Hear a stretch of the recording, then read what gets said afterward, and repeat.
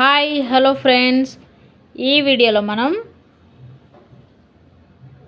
బ్లౌజ్కి బ్యాక్ డోరీ ఏ విధంగా స్టిచ్చింగ్ చేయాలో చూపిస్తున్నాను. ముందుగా ఇక్కడ నేను డోరీ కోసం అయితే చీరలో క్లాత్ అయితే తీసుకున్నానండి. స్ట్రైట్ క్లాత్ తీసుకున్నాను 1.5 ఇంచెస్ తోటి.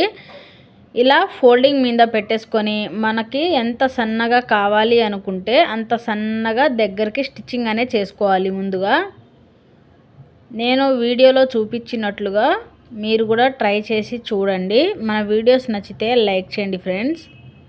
ఇప్పుడు నేను ఇలా ఒక పాదం ఇంచు కంటే ఇంకా తక్కువనండి సన్నగా డోరీ కోసం సన్నగా స్టిచ్చింగ్ చేస్తున్నాను.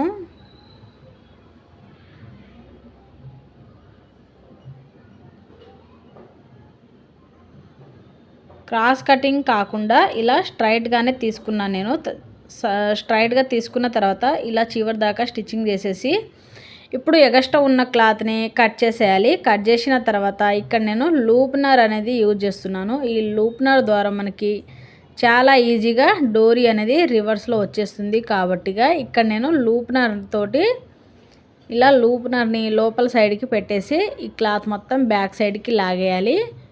ఇలా లాగేసిన తర్వాత ఇక్కడ మనకి ఈ పన్ను అంటే పన్నులాగా ఉంది కదా, దానికి ఈ విధంగా క్లాత్ని లోపలికి ఇరికించామనుకో మనకి డోరీ అనేది రివర్స్లో చాలా ఈజీగా వచ్చేస్తుంది. ఇంకా మీ దగ్గర క్లాత్ ఉంటే క్రాస్గా తీసుకుంటే ఇంకా ఈజీగా వస్తుందండి. ఇక్కడ నేను స్ట్రైట్ క్లాతే తీసుకున్నాను, అయినా పర్లేదు తొందరగానే వచ్చేస్తుంది మనకి డోరీ అనేది రివర్స్లో.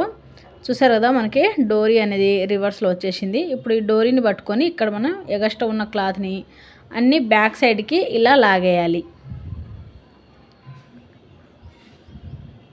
మీరు ఎలాంటి డోరీ ప్రిపేర్ చేయాలనుకున్నా సరే నేను చెప్పే టిప్ అయితే ఫాలో అవ్వండి, మీకు కూడా పర్ఫెక్ట్గా డోరీ అనేది వచ్చేస్తుంది.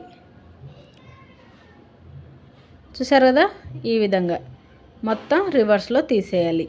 మనకి డోరీ అనేది ఇక్కడ చాలా ఈజీగా రెడీ అనేది అయిపోయింది. చూసారు కదా, ఇప్పుడు నెక్స్ట్ మనం డోరీ ఫ్లవర్స్ కింద హ్యాంగింగ్ కోసం వచ్చేసి నేను ఇక్కడ 4 ఇంచులు ఎడల్పు అలాగే 4 ఇంచులు పొడవు అనేది తీసుకున్నాను. ఇలా తీసుకున్న తర్వాత నేను ఒక 6 పీస్ అనేది తీసుకున్నానండి. ఈ 6 పీస్ వచ్చేసి అన్నీ ఒకే లెవెల్లో కట్ చేసుకున్నాను. 4 ఇంచెస్ ఎడల్పు 4 ఇంచెస్ పొడవు ఇలా తీసుకున్న తర్వాత ఇది సగానికి ఇలా సమోసా టైప్లో మనం ఫోల్డింగ్ అనేది చేసేసుకోవాలి. ఇలా చేసుకున్న తర్వాత దీనికి స్టిచ్చింగ్ అనేది చేసుకోవాలి. ఇవన్నీ ఫ్లవర్స్ అయితే ఇదే విధంగా స్టిచ్చింగ్ అనేది చేసుకోవాలి. ఇక్కడ ముందుగా నేను 4 పీసెస్ అనేది స్టిచ్చింగ్ చేస్తున్నాను.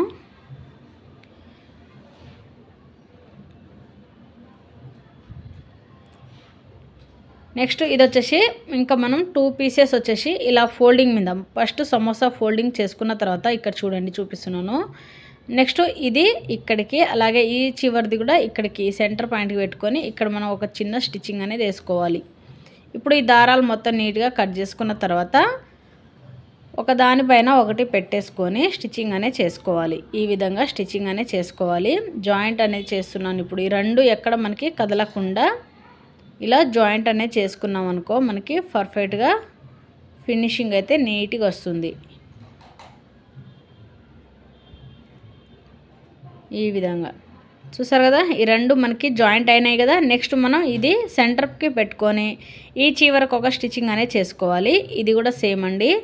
ఇది సెంటర్కి పెట్టుకొని ఇలా స్టిచ్చింగ్ చేసిన తర్వాత ఈ డోరీస్ అనేది మనకి సమానంగా రెండు సమానంగా కట్ చేసుకోవాలి.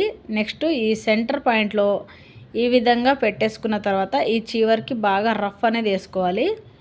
నెక్స్ట్ ఇది కొంచెం లోపలికి ఫోల్డింగ్ అనేది పెట్టుకున్న తర్వాత ఇక్కడ కూడా మనం రఫ్ అనేది ఇచ్చుకోవాలి.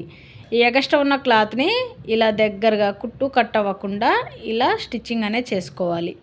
చూసారు కదా, మనకి చాలా ఈజీగా న్యూ మోడల్ డోరీ అనేది రెడీ అయిపోతుంది. ఫ్లవర్ అనేది మీకు ఎలా అనిపించిందో లైక్ అయితే చేయండి ఫ్రెండ్స్, కామెంట్ కూడా చేయండి.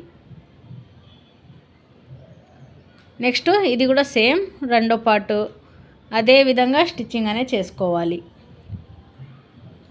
వీడియోని స్కిప్ చేయకుండా చూస్తేనే మీకు ఏదైనా క్లియర్గా అర్థం అవుతుంది. మధ్యలో కొంచెం చూసి వీడియో స్కిప్ చేసి మళ్ళీ చూస్తే మీకు అర్థం అనేది అవ్వదు.